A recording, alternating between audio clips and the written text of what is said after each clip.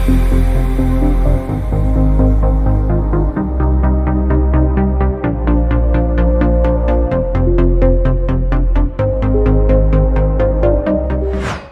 दोस्तों, कैसे हैं आप सब। आज बात करने वाले हैं महाराष्ट्र में मौजूद एक जाने माने जिले गोंदिया के बारे में। गोंदिया नाम पहले शायद आपने सुना ही होगा।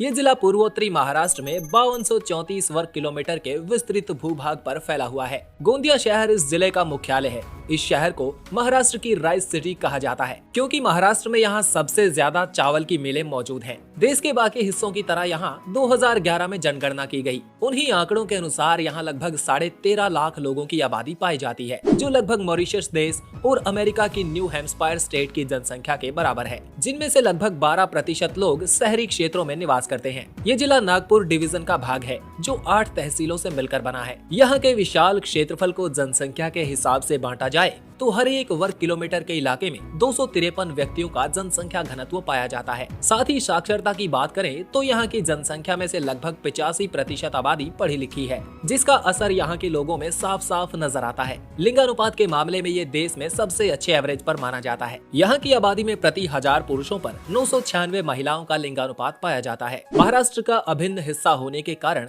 यहाँ सबसे अधिक बोले जाने वाली भाषा मराठी है, जो यहाँ के 73% लोगों द्वारा बोली जाती है। इसके अलावा 10% हिंदी और बाकी बची रीजनल लैंग्वेजेस बोली जाती हैं, जिसमें गोंडी नाम की स्थानीय भाषा भी है, जो यहाँ रहने वाले विशेष गोंड समुदाय की भाषा है। इसी समुदाय की वजह से इस जिले और शहर को गोंदिया के नाम से जाना जाता है। अंग्रेजों के समय बनाई गई रेलवे लाइंस के रास्ते में होने के कारण इस इलाके में आर्थिक सुधार देखने को मिला था। आज के समय यहाँ की इकोनॉमी में सबसे ज्यादा प्राइमरी सेक्टर का हिस्सा है, जिसमें सबसे ज्यादा चावल की मिलें और गन्ने की खेती होती है। 3300 मेगावाट की सब्सिडियरी भी यहाँ बनाई जा रही है। पूरे गोंदिया जिले में लगभग 700 हेक्टेयर में इंडस्ट्रियल एरिया मौजूद है, जिनमें लगभग 1364 इंडस्ट्रीज रजिस्टर्ड हैं, जिनमें खाने पीने से लेकर टेक्सटाइल, लेदर, केमिकल्स, पेपर और वुड जैसे इंडस्ट्रीज रजिस्टर्ड हैं। इन इंडस्ट्रीज के सुचारू रूप से संचालन के लिए अंग्रेजों के समय से ही ट्रांसपोर्ट इंफ्रास्ट्रक्चर बिल्ड किया जाने लगा था। यहाँ पहली बार 1888 में रेलवे लाइन बनकर तैयार हुई थी, जो नागपुर से बंगाल में राजनंद गाँव तक बिछाई गई। इसके बाद समय के साथ साथ ये लाइन आगे कई जगहों तक एक्सटेंड की गई। साथ ही आसपास के जिलों से भी इसे जोड़ा गया।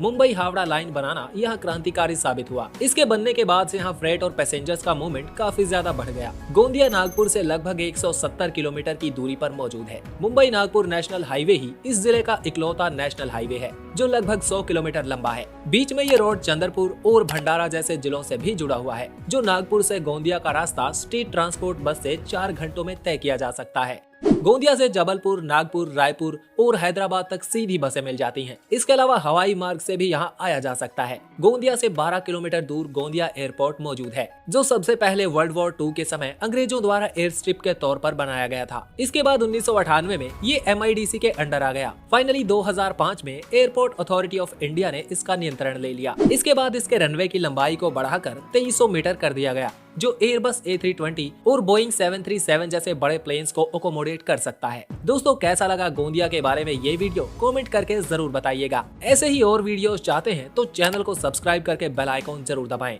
Thanks for watching. जुड़े रहिए एक्सप्लोर YRS के साथ।